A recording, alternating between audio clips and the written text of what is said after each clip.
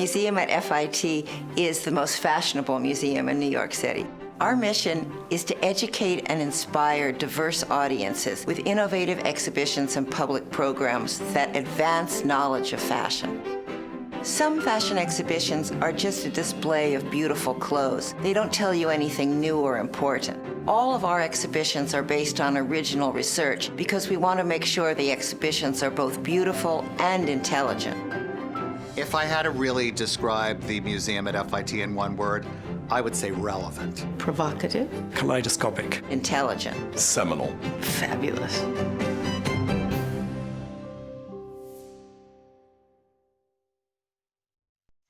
Welcome to Successful Philanthropy. I'm your host, Jean Shafiroff. This show is designed to highlight the work of philanthropic leaders here in the United States and then beyond. Today with us, a powerhouse in the world of fashion. Her name, Valerie Steele. Valerie Steele is the chief curator and director of the museum at FIT. Let's all welcome Valerie Steele. Valerie, it is so nice to have you with us today. And Valerie, can you tell us a little bit about the work you do? I started as chief curator at the museum at FIT in 1997. And I had already taught fashion history there. Now I had a chance to put that in the context of museum exhibits. A few years later, I was appointed director of the museum. And since then, I've been working with a really great team to put together 4 fashion exhibitions a year, plus a score of student and faculty and staff exhibitions all around the campus. Yes, and I think you're known as an author, and I believe you've authored or edited 25 books. You've also curated over 20 shows, and then you're also known as an intellectual public figure. What is an intellectual public figure exactly? Well, public intellectual is such a funny term. It means somebody who is like a professor or a curator, but who doesn't just talk to students, who also talks to members of the general public. For example, one of the things I like best about fashion is that everybody believes him or herself capable of understanding and appreciating fashion. So I can really talk to anyone from nursery school children to elderly people to teenage boys, and everybody has an opinion and an idea about fashion. Yes, and especially in New York, it seems like we're the fashion capital of the world now. Of course, Paris used to be, but with so many designers, American designers in New York, and then other designers coming to New York, and the love that New Yorkers hold of fashion, it's where it's at as far as I'm concerned. And I wanted to talk a little bit about the COVID-19 pandemic and its effect on the fashion world, and then we'll go back to FIT. Okay.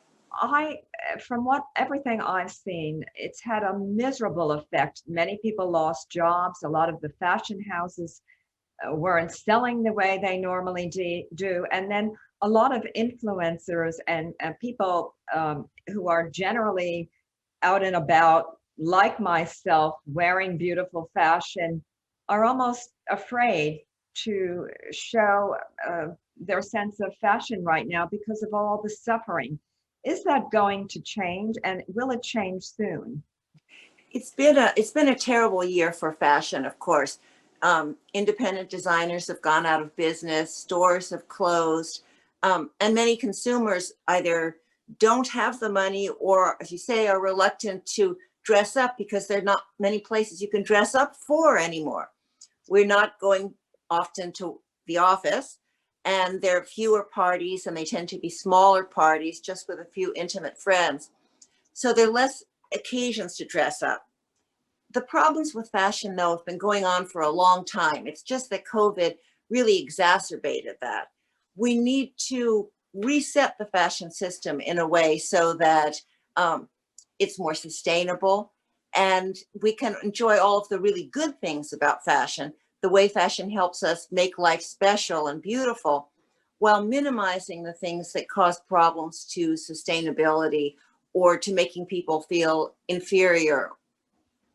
Yes, and I think what I'm hearing is that after this pandemic, goes away, and it may be still a few more years, that we are going to have a complete revolution in fashion, meaning people are going to be dressed to the nines, and we'll also see more cultural diversity in fashion. And I think that's a great thing. And now about diversity, we've had a year where there has been a whole focus on racial justice. And in my estimation, racial justice is very important. We need to have opportunity for everybody, each person, regardless of the color of their skin, their sexual preference, their gender, their age.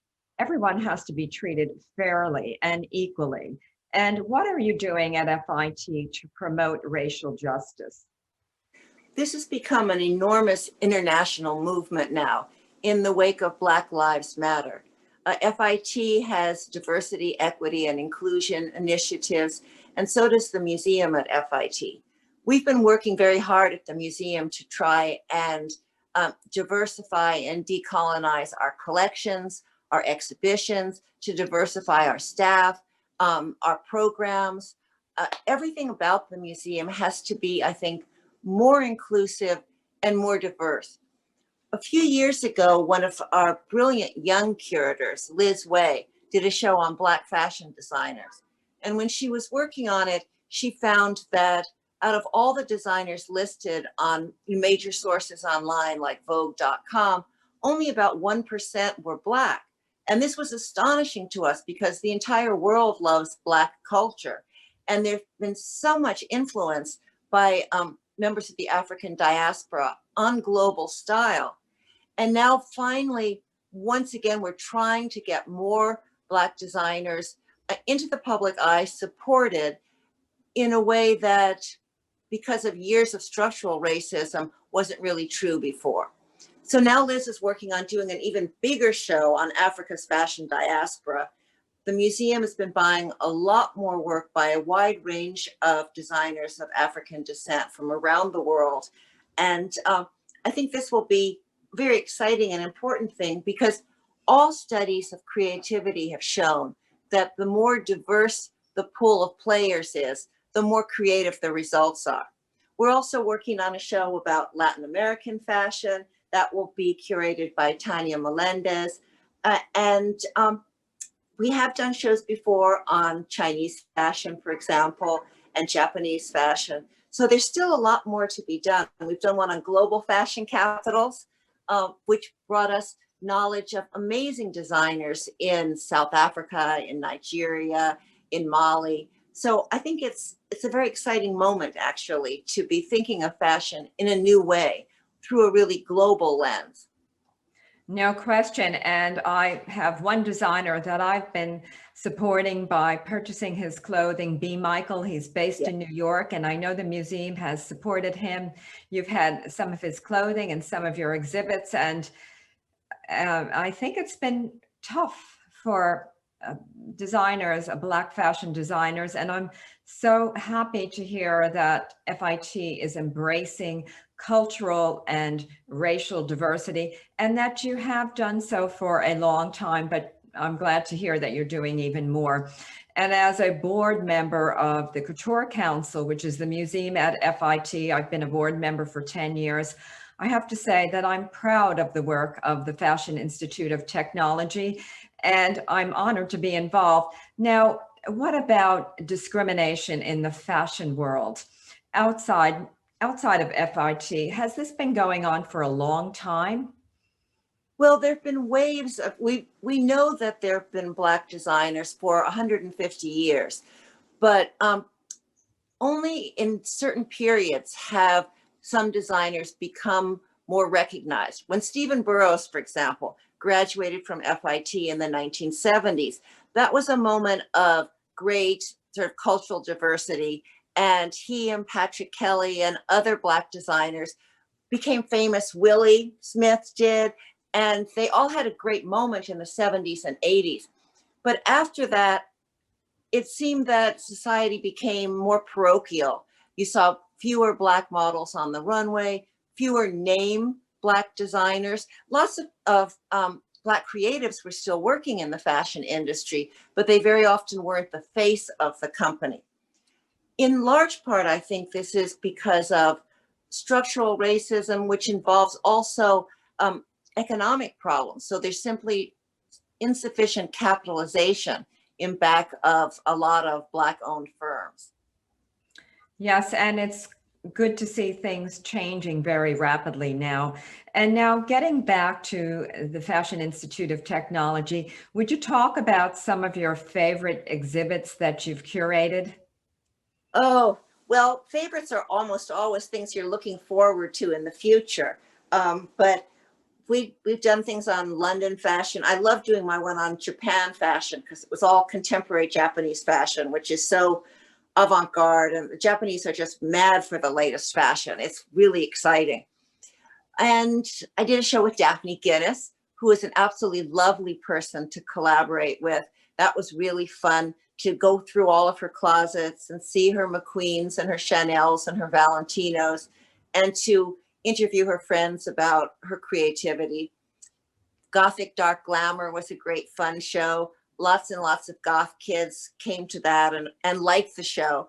I think that was important because it showed that it wasn't just fashion designers copying street style, but that designers like Rick Owens were inspired by the same kind of things that inspired goth kids, things like vampire movies and Gothic tales of horror from the 18th century. And how important is it to you as the curator to move new designers forward? Because we're in a situation where right now with this pandemic, we have a lot of people that are struggling, and especially the youngest and the most unseasoned designers are really having a rough time. Is this something that FIT is interested in embracing and helping young talent move forward with? Or are you doing that, or what exactly is going on? We do purchase clothes from new emerging designers. We know that whereas an established fashion house could give us an ensemble as a gift and it wouldn't hurt their balance line, it is difficult for emerging independent designers to do that. So we try always to pay for clothes by young or emerging designers. It's a little bit like buying contemporary art. You're making a educated guess that they're going to really develop and be someone who will be influential, who will have a long career. But for example, we bought Rodarte's dresses from their very first collection because they were doing something that was so interesting and unusual. It seemed that that was going to be important. Even if it was never going to be a mega successful financial brand, it was one that would have an impact. Yes. Now, getting back to you, Valerie, the Washington Post called you one of the brainiest people in the fashion world. And how do you feel about that? And I think that's such an honor to be called brainiest, because you've written how many books? 25? Or you've written or edited 25 different fashion books. I have some of your books. They're spectacular. And I think for the true fashion lover to read about fashion and then to go to these exhibits at FIT and then say the Metropolitan Museum of Art, it's so uplifting and it's so exciting. And then, but tell us about being the brainiest woman or brainiest person in the fashion world. How does that feel? Well, there's lots and lots of super smart people in fashion. It's a myth that, fashion designers really are not articulate or intelligent. They're extremely intelligent. But I do think that most fashion people are more visual than they are verbal. And so it's interesting to try and write books where you're talking about fashion and thinking about fashion, perhaps from different angles than designers or people who are shopping for themselves would be. That's one of the things that's cool about fashion exhibitions. Instead of having fashion be part of life, it's removed and brought into a museum space, and you can look at it with different eyes, not as a commodity, not as something in your closet, but maybe objectively as something that could be like a kind of work of art. And Valerie Steele, what about our viewers who maybe want to donate couture pieces or unique pieces? I've had a lot of fun being able to donate shoes for one of your upcoming collections. Yes. Do you encourage people to reach out to you to donate? Certainly. We're in a very New York situation where all our clothes are stored at the museum in Manhattan and Chelsea. And so there's a limit to how many new things we can add every year. But that said, we do certainly have a wish list of, interesting contemporary designers. So if there's something you're not wearing anymore, but you really love it and you think it's an important piece, please do write or call my office, because as you say, you helped with our big shoe show, which will be taking place in about a year and a half. We've got a big book coming out with Tashin of maybe 400 of our best pairs of shoes out of more than 4,000 total shoes in the museum. And the collection for dresses, and we have about 50,000 garments and accessories from the 18th century to the present. That's a lot of dresses. And Valerie, tell us about some of the upcoming exhibits. You're online. I know you can see your exhibits online, but what is really something that you're really looking forward to? And then I want you to talk about the Couture Council luncheon, who we've honored and who we will be honoring, because it's very exciting. Okay, well, let me jump ahead for a minute to the Couture Council. We can't talk yet about who we will be honoring because that's still a top secret, but we have honored many, many important people, including last time it was Christian Louboutin, the amazingly brilliant shoe designer. We honored Karl Lagerfeld of Chanel, Valentino himself.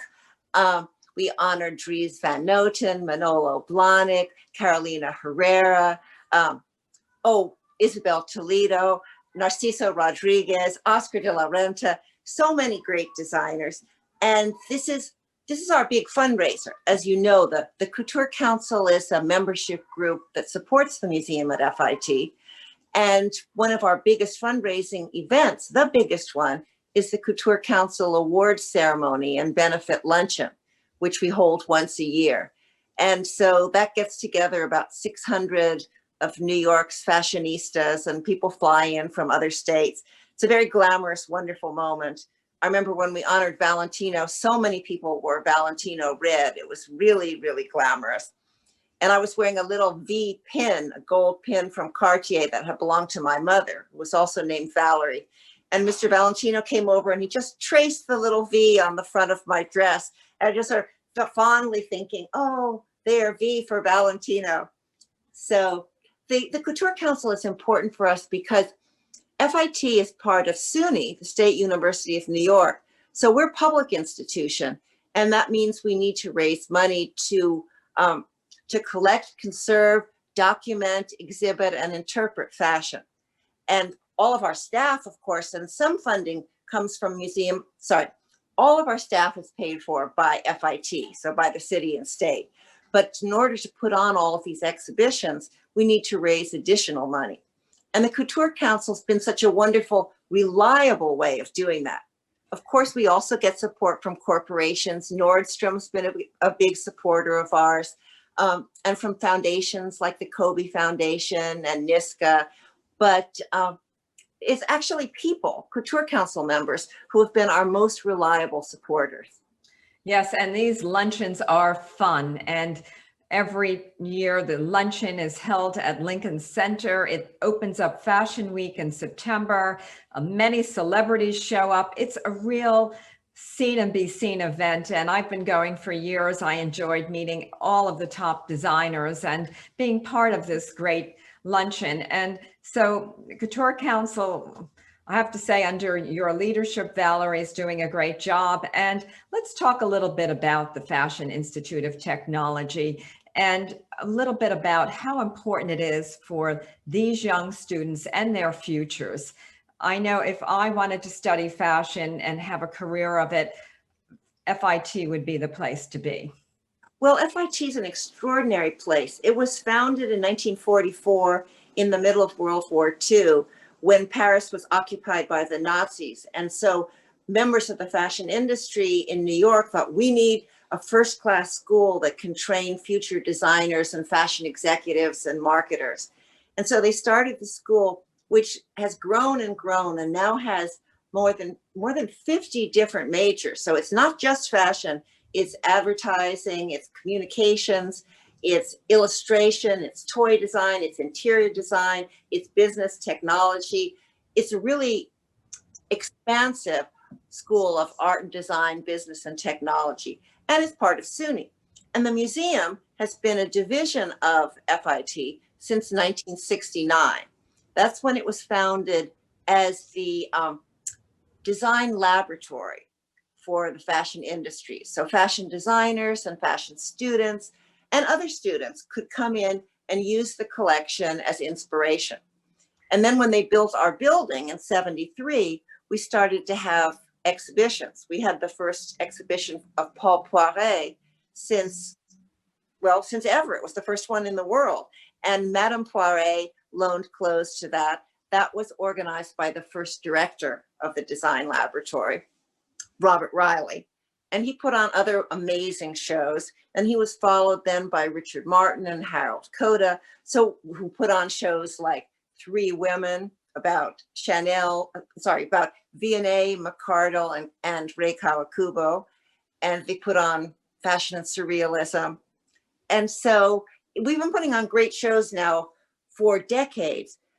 At the moment, the museum is closed because of the pandemic. As you said, everything we're doing is online, lots of programming online.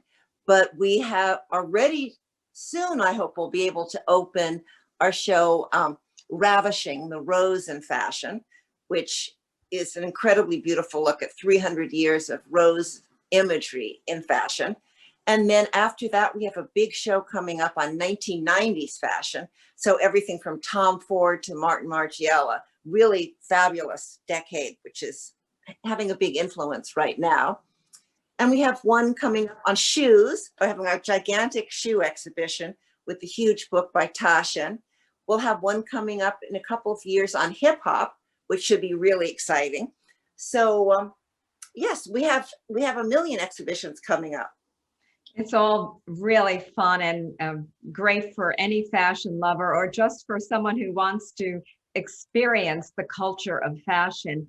And for our viewers, we are with Valerie Steele. She is the Chief Curator and Director of the museum at FIT. She is a powerhouse in the world of fashion, known worldwide for her intelligence and her knowledge of the fashion world and what she can bring to fashion. She brings excitement and new ideas, and fashion is about embracing new cultures and stepping out of the box. And being a member of the Couture Council board, I have learned that through my interest in fashion, I've been able to step out of the box in terms of who I am and what I do. And because fashion expresses what's inside for so many people.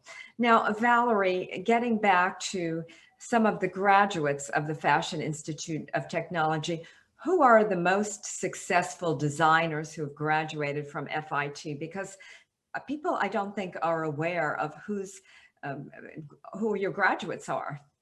Oh, well, I mean, some of our alumni include Michael Kors and Calvin Klein. Some people just dropped in for some courses and didn't graduate. So I'm not sure exactly how many went through the full 4 years for a bachelor's, but many people have gone to school here, sometimes for other subjects than what they became famous for.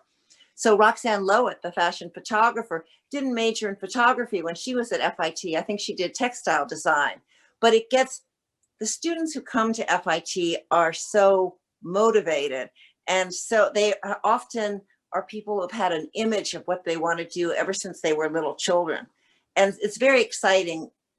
Working with the students is something that I enjoy a lot. And we're now having another cohort of our MFA students. And I'm really looking forward to meeting them. I've seen videos of their graduating collections and they're so talented. And even the AA students, who are just there for a year, they're amazingly talented. I help pick out some of their things for exhibitions every year. They're just brilliant.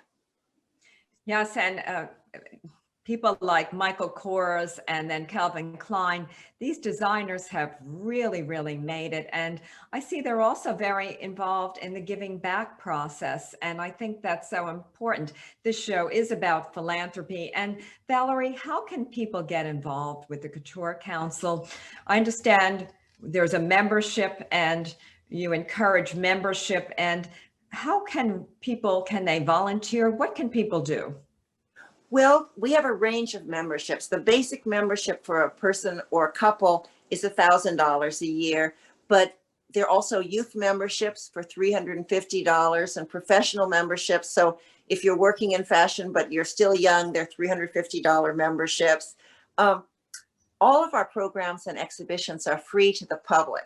So I think that's one of the ways that we've been very successful, because philanthropists appreciate that making these museum exhibitions and all of our public programs, where we have people like Christian Louboutin will come in and be interviewed and talk with me, and then the students can come up and meet him afterwards. You went to the talk that we did together, and that's a really important thing for them to be able to ask questions of important figures in fashion. And for young people who are interested in pursuing a career in fashion, what advice do you give to them? Pretty much the same advice I'd give to people who wanted a career in any field. Work hard and be nice. I think that's the simplest thing. You really have to be the kind of person that other people want to work with, because even if you're a genius, if you're dreadful, people will not want to work with you. And that is so true. And Valerie, you are always a delightful person to be around. And those that I've met at F.I.T. are all super nice and super delightful. And I think for young people also, you must believe in yourself. Don't let anyone ever tell you that you can't, because you can, and move forward. Work hard, like Valerie Steele said, and you will achieve. Now, Valerie, how can people donate to the museum at F.I.T.? What is the website for donations? Because a lot of people watching this want to give, and even if you can only give a small donation, $25, $50, every donation helps, and it propels the museum and then the education of students forward. Absolutely. Well, come to our website. It's FIT NYC for Fashion Institute Technology, New York City, .edu, and then /museum. But really, if you just Google FIT Museum, you should be able to get our website.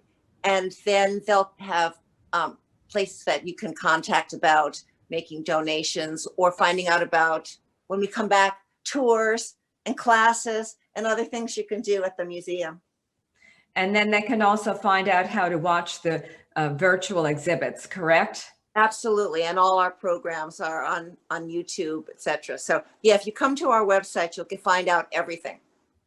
It's all very exciting. Now, moving forward, what do you predict is going to happen with fashion? What are we going to see in 2021, late in the year, 2022, and then into 2023?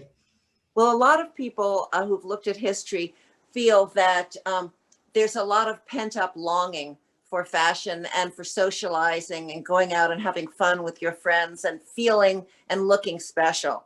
So as things get safer, I think there's going to be an explosion of creativity, and a lot of people will be wearing new fashion. And it could even be a kind of like the 1920s, like the Roaring 20s, a kind of golden age of fashion and creativity. And I like that. It'd be so much fun. The Roaring 20s, we'll be in the 20s.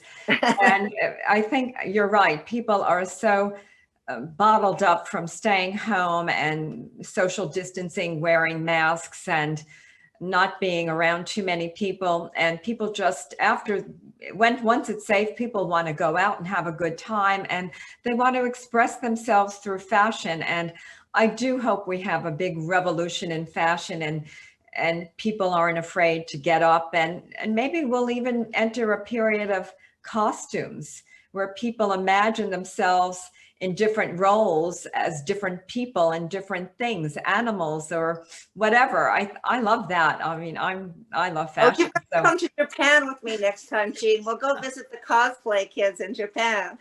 I'm ready. I'm ready for any trip. Well, Valerie, thank you very much. And today with us was Valerie Steele. This concludes Successful Philanthropy. I'm your host, Jean Shafiroff, and I'll see you next week.